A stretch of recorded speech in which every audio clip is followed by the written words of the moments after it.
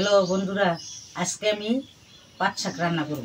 কাঁচামরিচ পেঁয়াজ কাটছি, কাঁঠাল বিচি কাটছি। পাট শাকের মধ্যে লেবু পাতা দিলে পাট শাকটা অনেক মজা হয়। পাট শাক গিলে একটা একটা করে বাছতেছি, বাচ্চা পরে কুচি কুচি করে কাটুন।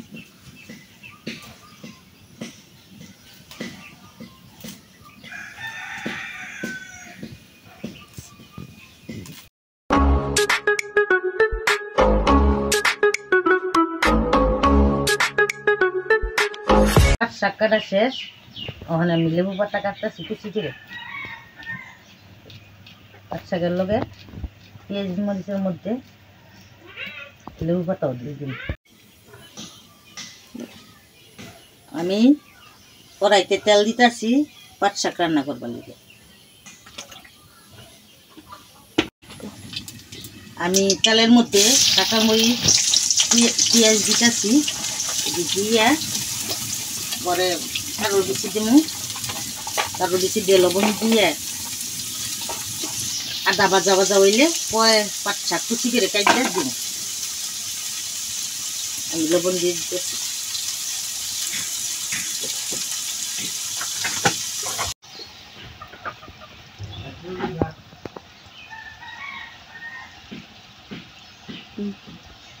আমি পেঁয়াজ মরিচের মধ্যে দিতেছি, পাট শাক দিতেছি। পাট শাক দিয়ে ভাজা ভাজা করুন।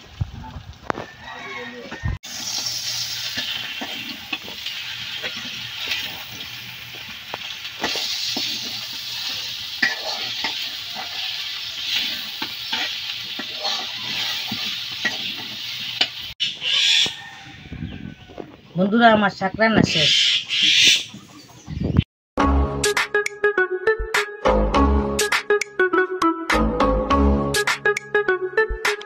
বন্ধুরা, আমার ঠাকুর রেসিপি কেমন হয়েছে কমেন্টে জানিয়ে দিবেন।